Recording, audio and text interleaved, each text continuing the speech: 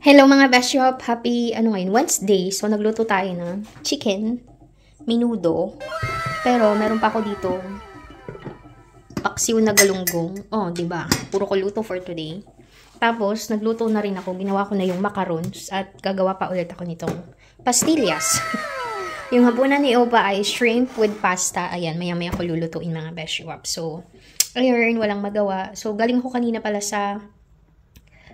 pala ako kanina sa sentro, may binili akong mga bagay-bagay. Hello mga Beshop! So, ayun. Walang magawa kundi magluto. Wala nang ayos-ayos sa bahay lang naman tayo. So, may sasabihin pala ako sa inyo mga Beshop. Tanong ko pala to. So, ayun na nga mga Beshop. Bakit nga ba nagbabago ang isang tao pag nakapag-abroad? Bakit? Tanong ko din yan sa sarili ko. Dati sabi ko, pag ako nag-abroad, hindi ako magbabago. Kasi naririnig ko yan sa mga kapitbahay namin na may mga kapitbahay na may abroad. Simula doon nag-abroad yung kapitbahay nila, nagbago ang ugali. Bakit nga ba? So, sasagutin ko yan in behalf of mga OFWs na katulad ko. Well, first of all, toxic Filipino mindset. Family culture. Tapos, social media. Lalo na ngayon. So, first, yung toxic Filipino mindset is like, akala nila pag nasa abroad ka is masyadong masarap ang buhay mo na hindi mo na kailangan mangutang. Oo, to be honest, nagpo-post kami sa social media ng mga masasayang happenings o masasayang bagay sa pangyayari sa buhay namin dito sa abroad. Like yung nakakagala kami, hang out with friends, nakakapag-disco, nakakabili ng kung ano-ano. Pero the reason behind that is, ang kapalit nun is homesick, pagod, sakripisyo at pagtitiis. Like ako, katulad ko, 7 years or 6 years na ako hindi umuwi ng Pilipinas. Isipin mo nagbe-birthday ako mag-isa, nagpapasko at New Year ako mag-isa, at lahat ng occasion ay mag-isa lang ako. Yun. So kasi dito sa ibang bansa, mostly ang Pasko, bagong taon is a regular day for us na mga OFW. Kasi parang ang hirap naman mag-celebrate na mag-isa ka lang tapos ang layo sa pamilya. Yun. Ayun yung una, Filipino toxic culture or mindset. Hindi ho lahat ng nasa abroad ay masarap ang buhay. Oo, mukhang masarap pero hindi talaga kasi ang daming mostly iyak. Buti nga hindi na ako masyadong iyakin to be honest. Kahit may mga pinagdadaanan ako kasi nakakita ako ng way para ma-divert ko yung lungkot and yung basta yung homesick ko. So, madalas nakikita nyo na nagpo-post ako na may mga kinukulayan. Coloring book yun. Doon ko naiilabas yun. And syempre, araw-araw tumatawag yung nanay ko tsaka yung boyfriend ko. And then, pangalawa is Filipino family culture. Ganun. Kasi akala ng pamilya natin sa Pilipinas is, ayun nga, unlimited yung pera mo, hindi nauubos na pag nag-ask sila sa amin ng pera, akala meron agad-agad. Hindi nila alam. Mostly is, binabudget lang din namin yung pera namin sinasahod. Ganun. Kasi budgeted, like ako, naka-budget na siya until April pag uwi ko. And to be honest, wala talagang natitira para sa akin kasi lalo ngayon, nagpapagawa ko ng bahay. So, magkikabila yung utang ko sa tao, sa hardware. Ayun, to be honest, ang utang ko right now is 500,000. Kaya yung sahod ko mula October hanggang April is naka-budget na alam ko namang mababayaran ko lang yun. Mababayaran ko naman. Kasi sabi ko nga sa inyo, hindi ako nangungutang nang walang pangbayad na alam ko. Pinag-ipunan ko rin naman. It's just that hindi ko makuha siya right now kasi yun, paluwagan yun. So, kung anong meron ako sa Pilipinas is pinag-ipunan ko yun dahil sa paluwagan. Lagi ang ginukuha ko nandun is panghuli para wala na akong isipin. So, it's like a savings for me. So, yung pangatlo naman is social media. So, lahat na kasi ngayon ipopost mo yung rant mo sa buhay mo, sa pamilya mo, and everything. Ganun. And then, yun, bihira ako mag-post ngayon. Di katulad dati, post ako everything about me. Ngayon, mas gusto ko na lang tahimik. Mas tinitreasure ko yung ako na lang. Yung ayoko na masyadong makialam sa ibang buhay ng ibang tao or tumulong sa buhay ng ibang tao pag may problema. Kasi problema nila yun Before kasi, sige, I'll help you sa abot ng aking makakaya. At the end of the day, ako yung napapasama, ako yung nasisira. So parang, nung ako dito kay Opa, since malayo na ako sa ibang mga Filipino, so dun ko na-realize na mas peaceful yung ganito. So ayun mga Beshop, bakit nga ba nagbabago ang tao pag nag-abroad na? Is because sa mga taong nakapaligid sa atin or sa amin, ganun. Yung tipong may kamag-anak kang hihiram ng pera, papahiramin mo naman kasi walang-wala sila. Tapos ikaw, walang-wala nang matitira sa'yo. Ganyan yung nangyari sa akin dati sa city. Yung tipong walang-wala na ako, wala na akong pang-budget, but because they need it. Feeling ko makakatulong ko, feeling ko hero ako. So, Pinadala ko, no? Tapos, ending, weekend, yun, naka-live, nagiinuman, happy-happy, na parang akala ko ba may problema kayo, tapos ako dito ngayon, sa bahay lang, walang makain. Ganon. So, parang dun ko na-realize na, ba't ganun? Kailangan ko magsakripisyo para sa ibang tao, and then, pag may problema ako dito, ako lang mag-isa. Wala akong karamay. And kahit man sabihin ko sa kanila, wala pa rin naman silang magagawa eh. And yun, even so, pag may problema sa Pilipinas, I can help them.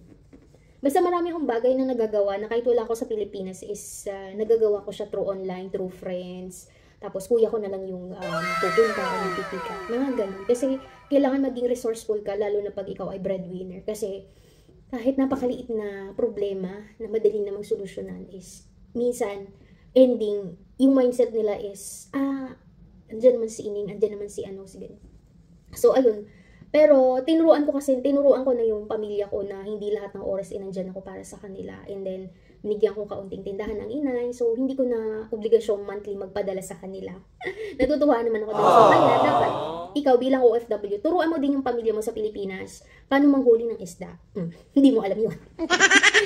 Huwag natin silang turuan na maging tamad na umasa lang sa inyo. And I'm very proud of my family right now na hindi ko magpadala every month pang gastos nila. Ayun, kaya hopefully and in God's grace talaga makauwi na ako by April and to have my own family. Ayun. So, yun yung mga dahilan kung bakit nagbabago ang isang tao pag abroad. Hindi sa pagiging madamot, pero na-realize ko at the end of the day, pag umuwi ako at hindi ako nag-ipon para sa sarili ko, walang mangyayari sa akin. Kasi ang dami nang naka-experience yung mga matatandang nag-abroad, puro bigay sa kamag-anak, sa pamilya. Tapos nung mahina na sila, wala na silang pera, pinapabayaan sila. Which in my case naman siguro hindi mangyayari sa akin. Hindi ako pababayaan ng mga kuya ko. Kasi syempre matanda na yung nanay ko. Ayun. Basta maraming factors bakit nagbabago ang isang tao. So siguro para sa akin is, yun nga, yung mga tao nakapaligid sa atin, mga beshiwap. So, and sometimes, kumustahin nyo din naman yung mga kamag-anak nyo nasa abroad kahit hindi kayo mangutang ng pera. Ang sistek kasi, nangangamusta lang isang kamag-anak na nasa Pilipinas kapag mangungutang ng pera. Kasi akala, may pera agad-agad na ibibigay. Hindi nila alam, iniipon din nila at nagtitipid. Ayun. Recently lang, I encountered na nagsabi ka, mag-anak ko daw siya. Sige, kilala ko naman, totoo naman kamag-anak ko. Pero ang kamag-anak ko is yung asawa niya. O ang kamag-anak nila is yung tatay ko. Yung nanay niya ata, tsaka tatay ko is magkamag-anak. Ganun. Tapos, ang totoong kamag-anak namin is yung babae. Aba, hindi pa kami nag-meet personally, hindi pa kami magkakilala. Online pa lang. Si ate nangungutang. Ikaw, pasensya na wala talaga. Kasi wala naman talaga. Tapos, after 1 week ata, nangungutang na naman na parang, may lagnat na 1 week akong trangkaso, di ka nakakamusta, ganyan, ganito. Tapos, alam nyo, sa inis ko, pinatulan ko siya. Pinakita ko, binigyo ko yung listahan ng mga naka-budget na yung sahod ko until April. Tapos, pinakita ko yung listahan ng utang ko. Kala siguro kasi nila nagdadahilan lang ako na wala akong pera. May pera ako, pero sapat lang. May naipon ako dito, magkano lang yun. Tapos, ipapadala ko sa Pinas kasi kulang ako pampasahod sa mga tao ko. Kasi ayokong madili yung sahod ng gumagawa sa bahay. Kasi magaling naman talaga sila, kaya ayokong madidili. Di baling ako yung magtipid, wag lang sila yung madili ang sahod. So, ayun mga besyo. That's it for today's video and bye for now! Hello mga besyo. So, another day, another vlog. Charis. So, alam niyo na pag nandito ako sa ganito, gagala tayo ng weekend at tayo pupunta ng Dahig. Ang lamig. Ang lamig mga besh. Konti lang naman. 6 minutes na lang papunta ng Dahig. Mga train. Train.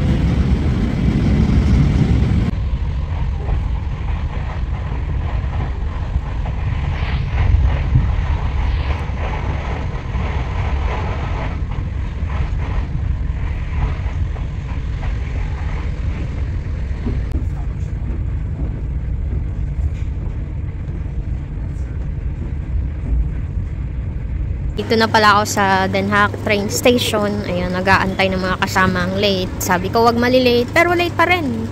Hay, nako, Filipino time. So, welcome to Den Haag Open Market. Ayan ang aking mga kasama. Ito ako. Mamaya na tayo bumili niya.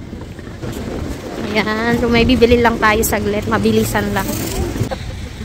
Tapos na mamalengke yung mga inday. Pagod, upo muna mga besh. Maulan, malakas ang hangin. Sabi ni Joji, no choice. Para kay Che. Yun, pagkatapos namin mamalengke, diretso na kami sa bahay ni Beshuap. At namiss ko tong area na to.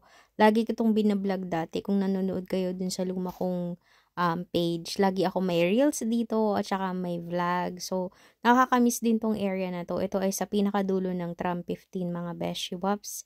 So, malapit na kami niyan. Uy, namiss ko tong place na to. Ayun, galing na sa palengke. Nakalimutan pa ang panglagay sa pansit na chicken. Kaya ito, bibili tayo. Lamig. Buti na lang may bilihan dito. Maulan at mahangin mga beshi wop. Bumili ako ng spare ribs. Pangkain namin kasi kain muna kami ng lunch bago mag-start magluto. Ay. Pansit and bulalo. Ang bango. Bulalo. Cheers! Happy birthday to you! Happy birthday! Happy birthday to you! Ayun mga beshwa, pagkatapos ng dinner, the party begins at eto na. Hanggang ano na lang, makikikanta na lang ako. Kasi anong pagod dahil na malengke, nagbiyahe, nagluto ako. So nakikikanta ako dyan. After 1 hour yata, plakda na ako. Nagpahinga ako saglit kasi after namin magkantahan at magsayawan dyan sa bahay, umalis pa kami, nagbar kami. Minsan lang kasi ito, kaya lubos-lubusin na natin. Huwag tayo puro trabaho mga beshwap, lalo kung ikay nasa abroad.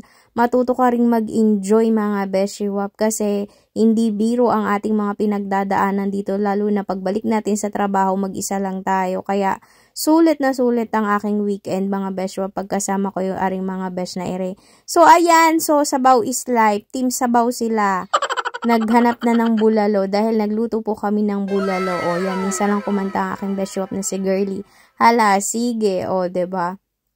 So, ayun, napakasaya ng weekend and I'm very thankful na yung partner ko ngayon pinapayagan ako ng ganito at hindi siya nagagalit mga besh. I just realized na ang LDR talaga ay hindi para sa nakakarami. So, kailangan mo na talaga ng tiwala sa isa't isa. Both kayong dalawa dapat may tiwala sa isa't isa. Tapos, dapat parehas nyong papayagan. Like ako, pinapayagan niya akong lumabas kasama with friends, siya naman pinapayagan ko rin kasama nga lang mga kapatid niya at mga kaibigan niya, ganun. So, ito nakakatuwa kasi nakanta dito si Ate May ng Journey ata. Yun, basta yung graduation song, tapos ning tatlong lalaki lumabas. Nakakatuwa, pero sobrang saya, nakakatawa, pero basta ganun, hindi ko ma-explain yung feelings na hindi lang yung may birthday yung napasaya namin, pati kami mga umaten, talagang napakasaya naman and minsan laang ere. So, may concert si Edeline. Nakanta ng paubaya. Akala ko kung sinong pinalakpakan si Jessie wa pala bumaba. O, diba? Nag-concert si Mary at si Edeline. Ang ganda ng mga boses nila. Ganyan din naman ako way back 2000, siguro 1990s. Char! Ewan ko ba, ba't di na ako marunong kumanta ngayon? Dati naman marunong ako kumanta, pero ngayon hindi na. So, ayun, lang kami dito, nag-prepare lang si Besh at kami ay lalabas na, magbabar kami. So, pag si Besh ang kasama, sus, unlimited party. Kasi alam niyo yun, minsan lang talaga mangyari na magkasama-sama kami, tapos ganito kasaya. Kasi nga, puro busy sa trabaho, and then, pag naghiwa-hiwalay na, nag-start na ang Monday, wala na, kanya-kanya na, bihira na magkaroon ng communication kahit may messenger. Kasi syempre, trabaho muna bago ang barkada, bago ang kasiyahan. Ganun kami. So, everyone is having fun and ayun, sobrang busog until the next day pa tong mga beshwap. Bali, nagpunta kami ng bar ng 11 PM and umalis kami ng 1 AM. Di pa sana kami aalis kaso may nagsabunotang dalawang babae. So, ayun mga beshiwap. Rin na yung papunta kami sa bar at naulan. My God, sabi ko din ulan ka lang, maggagala kami, magbabar kami. So, rin na mga besh. O, diba, parte-parte na. Kala mo naman, sobrang, ni Inday, galing sumayaw. Pero, dun lang ako sa gilid-gilid mga beshiwap. So, the next day, ari ang kaganapan. O, nagluto naman akong garlic shrimp. at saka lechong paksiw inagsaing. And after a few hours, uuwi na ako mga beshwap at tapos na ang aking weekend. And that's it for today's video mga besh.